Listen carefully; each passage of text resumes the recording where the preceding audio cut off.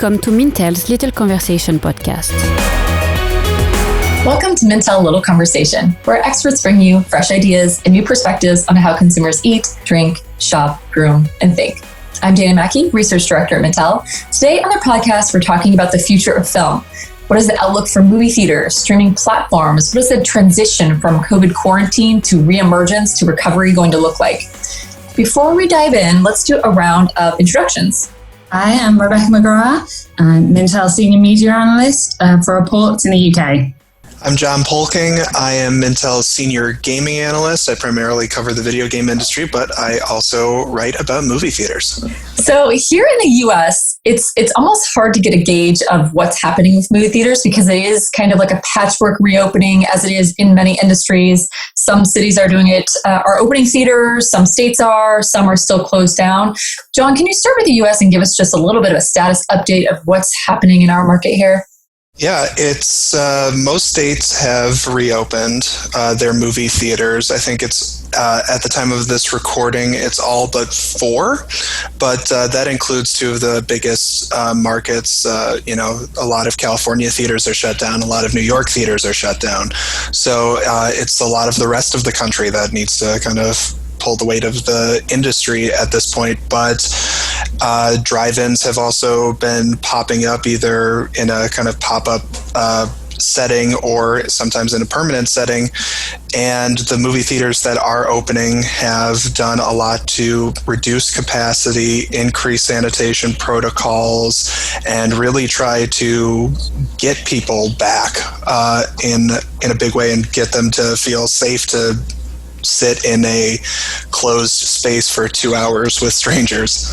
I want to talk about in detail about almost everything you just mentioned, from drive-ins to sanitation to like other barriers. First, I get a quick idea of what's happening in the UK. Rebecca, are you seeing similar levels of reopening there?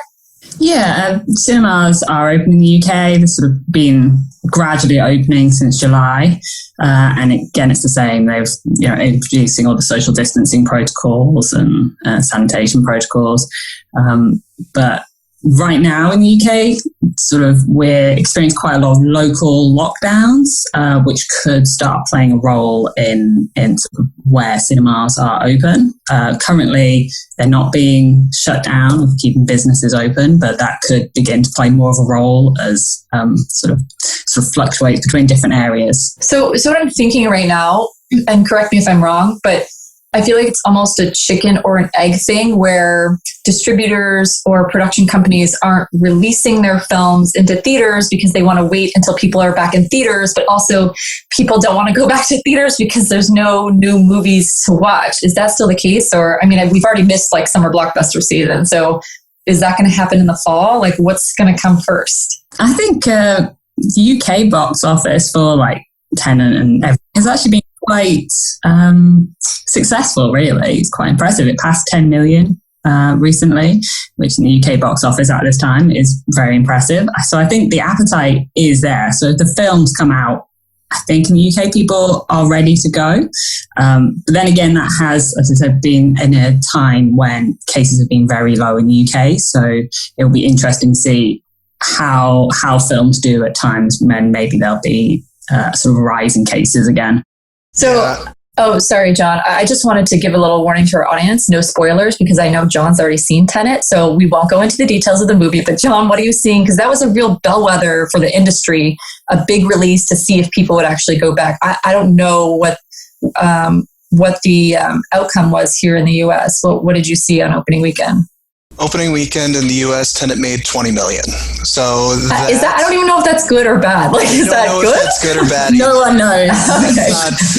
It's tough to gauge whether or not that's good or bad because for a September release, that's actually pretty good. For a summer release, for what Tenet was kind of expected to do, it's a little bit on the lower side. But again, this, as you kind of said, it's the chicken and the egg thing. So somebody had to start the cycle, and the fact that this has kind of positioned itself as the symbol of the reopening of theaters. They really, tried to hold as steady as they could for as long as they could, and Christopher Nolan was very adamant about making sure that his vision of, seeing it on a big screen wasn't going to be compromised, despite all the things that have been coming up in the last 6 or 7 months that could compete with it. So the fact that it, made some money, and in the US at least, it's really the only main release that's going to be in theaters through September. I think the next big one is maybe Wonder Woman. And so it has some time to kind of get people acclimated to going back to the theaters in some sense. So I think overall it's pretty good, but I mean, especially given too, I think I saw a number that said that 65% of the movie screens in the US were available. So the fact that even at 65% potential, it's still making a little bit of money, and it's also getting a lot more money from the international markets. I think internationally it's at 150 million, and it's a $200 million movie. So it's on its way, but I think it's going to be a longer road to a profit than a lot of movie studios have been used to in the last 5 years. So I know that to recoup some of the money that they're losing at the box office, a lot of movies are shortening the release window. So they're going to be in the theaters for a short amount of time, and then they're going to like a pretty high price digital rental. So is this shortened release window going into the rental period, is this going to be a successful strategy to recoup some of the budget that's being lost at the box office? I think it sort of very much depends on the content. Obviously, we've seen it with Mulan. That's their main release structure. And we don't have data yet, or haven't seen data yet about how successful it's been. My sense is it isn't a strategy that ultimately can compensate for the box office losses, because of that feeling that it's too expensive and I can just wait for it to be on streaming services, where I have endless library of content to watch anyway. So it might work for some really hyped films that are incredibly well reviewed. But you're asking quite a lot from people to want to spend extra money to watch at home when that's all they've been doing for the last 6 months anyway. So I think it isn't necessarily going to be a very common strategy or one that really can compensate for the loss of movie theatres. Yeah, I completely agree. I think that if there were more success stories in this field over the last 6 months, we probably would have heard about them. The fact that a lot of these streaming providers or, digital marketplaces, Apple TV, Amazon, the fact that we haven't heard really any huge success stories over the last 6 months it makes me think, at least, that they're keeping, their cards close to their chest, and they're just not doing as well as they might hope. I mean, we heard that Trolls World Tour made $100 million in rentals at the beginning of the pandemic. And since then, there's been dozens, at least in the US, of $20 rental prices that have been released. And I haven't heard any numbers about any of them. And even a week after Mulan was released on Disney Plus, like Rebecca said, I haven't heard anything about how well that's done. And so, and especially with Mulan, where it's a $30 movie that is in a library of free movies. It doesn't necessarily, except for the fact that it's new and it's big, I don't think it provides enough of a value add for consumers to not just, watch, the original Mulan for the exact same price. And especially since Mulan is going to be available for free on Disney Plus in December. You have to be a super fan to want to watch it, of which you will always find some who will pay. But yeah, if it's going to be out in a few months or weeks, then people will do that. And also, people know they're getting a lesser experience than what Mulan was meant to be, which is what a lot of the reviews have said anyway, that this isn't how this film was meant to be viewed. So it's quite difficult to get people to pay for something that they know is a lesser experience on top of already having Disney Plus anyway. I'm wondering if some of the streaming services have shot themselves in the foot a little bit I'm just thinking back to Disney Plus did an early release for Onward. They did an early release for Frozen 2. And so now we're almost training viewers that if you wait a couple weeks, this will be free to you or be a reduced price. I know I purchased a digital copy of, is it called Bloodshot, John? Is that the Vin Diesel movie that I enjoyed so much at the beginning of the pandemic? That is what it's called, yes. Purchased that movie and it went on to rental the very next day. And I felt very foolish for making this $15 investment. And then it went down to, a couple dollars. But to be fair, I do own this movie now. So if anyone is interested in watching it, the Vin Diesel classic with me, I'd be happy to set up a little movie night. But I do think we are training people a little bit that if you wait long enough, it will come out. So it makes it harder to justify that early release price. I would say I'm glad you brought up Trolls because that was going to be my counterpoint because Trolls did do so well at the beginning of the pandemic. And I'm wondering if maybe these family movies are really like the one category where this digital rental works best because the kids and they're restless and they're at home and still we're doing a lot of remote learning here and we haven't fully come out of lockdown here in the US either. And so I think these like little shining moments of like, how do I entertain my kids? Like the $20 seems worth it. The $30 seems worth it. So I do think maybe in that area, they can have a little bit of success.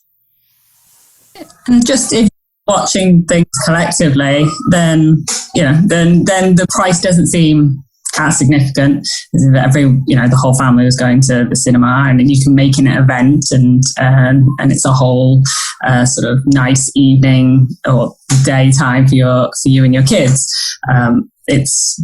That doesn't mean that people individually on their own are going to think, oh yeah, like I'm willing to spend what is really quite high prices to watch one film when you can subscribe to a streaming service for 1 month and have endless content. Yeah, it's hard to, the value is there for more collective viewing, whereas for a lot of movies that might be geared towards my audience, the mid to late 20-somethings that are completely comfortable going to movie theaters by themselves. And it's not really the only collective part of the experience is just being in a larger space with strangers. The $20 price point that has been popping up, the $30 price point that's been popping up, they're not as great of values because it's going to be something that only I enjoy. And so therefore I'm going to want the most bang for my buck, which at least for me as someone that has been, trained in going to movie theaters and grown up on theaters for decades, it's not something that just goes away because there's something slightly more convenient that's on my TV. So beyond providing new releases on streaming services, we also saw some kind of temporary or interim movie theater pop-ups over the quarantine period, including things like drive-ins, but we also saw like boat movie drive-ins. I don't know what those would be called. Maybe John, you can tell us about some of the things that popped up in the US that were alternatives to a traditional movie theater setting. Drive-ins were the big one because those are playing off of a sense of nostalgia that is coming from an older generation of... How dare you? Continue. I didn't say anything about who it was for. I used as vague terms as I possibly could. But for instance, someone who is as youthful and sprightly as me might not have necessarily grown up with drive-ins. Wow, I said that with a weird inflection. I think that this is something that harkens back to a little bit more of a quote-unquote normal experience for watching movies. Like, it's still something that's safe, and it's still something that gives people that sort of, kind of comforting feeling that they would have going to a movie theater. But it's, it's also, it was tested by, decades of play before then, and it has also a built-in sort of fanfare that I think has proven, at least in the US, to be a valuable alternative, especially as the summer months kind of went on. I'm sure that once, the weather gets colder, frost accumulates on driver windows a lot more easily, that drive-ins are going to be a little bit less relevant. But I honestly wouldn't be surprised if we start to see them pop back up next summer as things start to clear up in 2021. It's so interesting because drive-ins really aren't much of a thing here. We don't have any cultural nostalgia for drive-ins. It isn't an experience that sort of people heard about even their parents doing, or probably because we're slightly less car-focused society. But they have been popping up. They've been trying to, in a sort of following the US way, they've been popping up and trying to experiment with them. So that's kind of fun. I haven't been to one. But I could see sort of that interest. It just sort of, I've seen this on American movies, and it is a way to keep safe. So there's kind of fun, uniqueness to it. But again, it's one of those things where it becomes a story, but it's not really compensating for the fundamental movie-going experience. And you've got to get people back into theatres if you're going to actually sort of save the movie industry in that regard. Completely. What are the types of things that theaters are doing? I know here, AMC, there was some back and forth about mask wearing, whether or not theaters were going to require that. And I think John, do they require masks in the theaters they do now? They do. In AMC theaters, and also to the Toronto Film Festival in Canada, they were going to do a sort of mask optional thing. But as with what happened with AMC, they got a huge backlash, and the company needed to listen to that. And so the Toronto Film Festival, everything is, masks everywhere. Same with AMC now. So yeah, masks are required to enter theaters. So are there other specific protocols that theaters have in place to reassure consumers that coming back to movie theaters is safe? I don't know how well publicized they are, but so I've been to a few different types of movie theaters in the last few months, just because I missed it so much. But the thing that I really like the most is some of the sanitation protocols they've been doing in the theater. And again, I didn't know this until I got to the theater, but there are some theaters that I've been to that have taped off every single seat. And they have assigned seats so that, you should be sitting a comfortable distance away from anyone else in the theater. But even if you are a prankster that doesn't want to sit in your required seat, you literally have to rip tape off of a seat in order to sit down in it. And so therefore the cleaning people at the theater know which seats people have sat in, and therefore which seats they need to thoroughly scrub and sterilize as people sit down. And there's just there's encouraging online ticketing. I know you can still buy tickets at the theater, but a lot of theaters have set up self-serving kiosks as well, so you don't actually have to be in contact with one of the employees ever. So those are some of the things that I've seen that have made me as a moviegoer, feel comfortable being back there.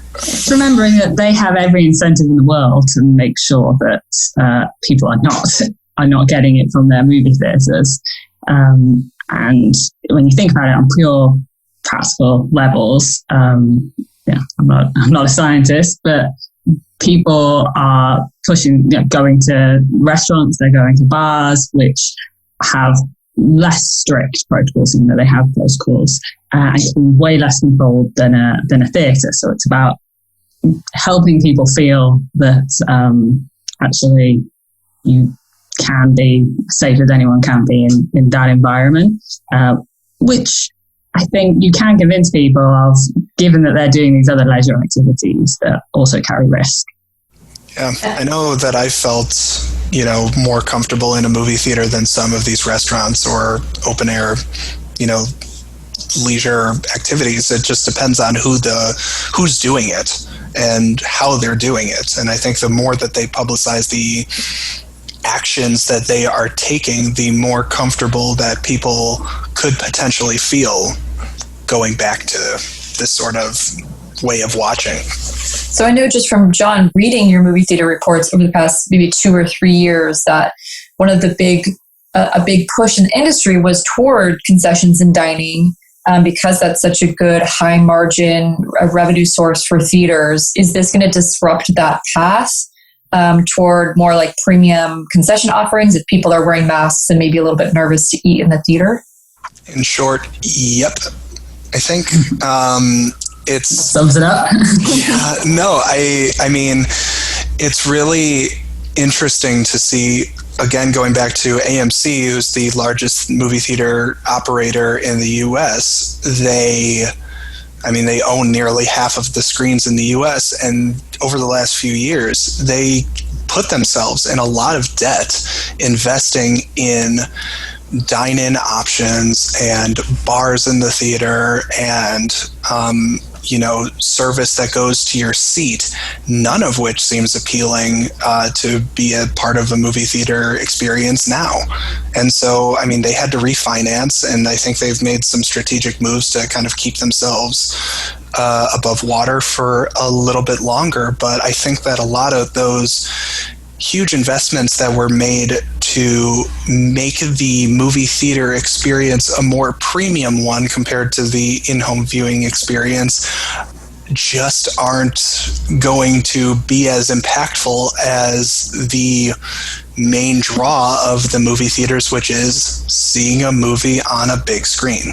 I think that this pandemic has really highlighted that fact that, you can have the fanciest accommodations, but what's ultimately going to bring people to the theaters is the movies themselves and the theater experience itself. I did see, and I wish I had the stat in front of me, and John, maybe you know, that in the US, IMAX did really well with the Tenet opening because it does give that larger screen, big format experience, and people that have been watching on their smaller, but here in the US, very large TVs. I really wanted to see it as big as possible. So maybe that's an option for movie theaters to kind of steer in that direction. I think 10% of its international revenue has come from IMAX screens, most of which is in the US. Yeah, I agree with everything John's been saying, that all of these sort of additions that the same UK operators have also been introducing, making it the whole evening leisure experience. But at the end of the day, people aren't going to the cinema because they want to have for the food, even though popcorn's a staple. They're going because ultimately there is something special about watching a film that you're excited about on a big screen with other people. That is an entirely different experience to watching in your own home. And I really think, for so long it's always been set up as streaming v film, and that's what all our reports have been about. Well, really, at the end of the day, they are two very different experiences. And both can thrive, and both have been thriving together. And I think that's what it all comes down to. At the end of the day, that demand isn't going anywhere for people to want to watch on a big screen. And that will be there when this pandemic passes. So it's just about keeping themselves sort of above water as much as possible for when that time comes. But at the end of the day, movie theatres, I don't believe are sort of going to go anywhere long term, just because people want them. People still want to have that experience. Even if it's not, as big as it once was, I completely agree with Rebecca. It's also interesting to see how, you see a movie that was meant for the big screen that is released on a direct to a streaming platform, and you feel the difference. And there's a difference between something like like a Netflix action movie. Like I'm thinking about movies like Extraction or The Old Guard or Project Power, which have all come out, in 2020 on Netflix. And they've been these big budget action movies, but, they're kind of, you watch them and they're certainly gearing towards an audience that's probably going to be a little distracted. You have some expository scenes that, tell you why things are happening so that the people that just want to watch gunfights and, people beating the crud out of each other, they can watch those and still have a good time watching it. But there's something about the kind of isolation of a movie theater that puts your attention entirely on a screen that just makes it an inherently different experience than something where you're at home and, thriving on distraction, whether that's your phone or your family or, a gust of wind. There's a lot out there that can distract people and make it, kind of a secondary experience as opposed to a primary experience that you get from being in a theater. Streaming will never be an event the way going to the cinema is. It just can't, and we see that across all different leisure industries. And we need there ultimately has to be trust in that. Even though it's going to be very difficult for the industry over the next coming years. So as people that love going to the movies, I would really like to hear what you're looking forward to seeing in the theater when it's finally released or when the theaters are open around you.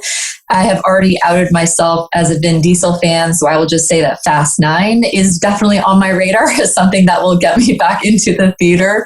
Is there anything that you have marked on your calendar that you will go see with a tub of popcorn?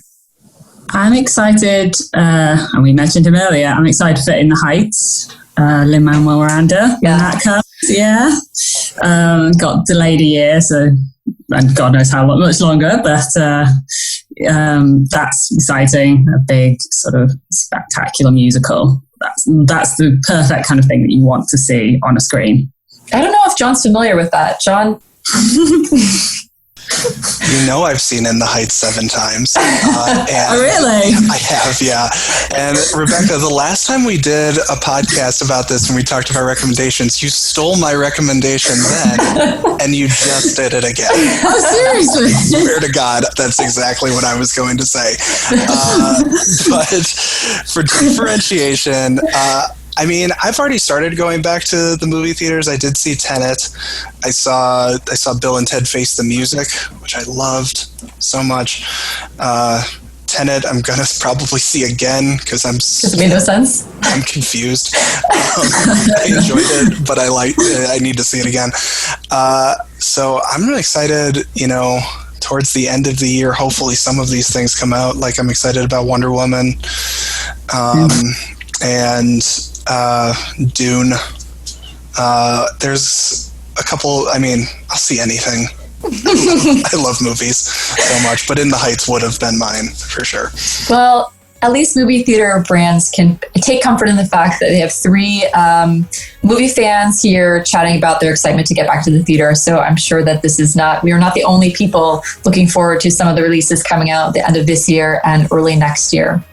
Thanks for chatting with me, guys, and thanks for listening. Make sure you subscribe, rate, and review this podcast on iTunes or wherever you get your podcast content. We'll be here next week with another episode of Little Conversation.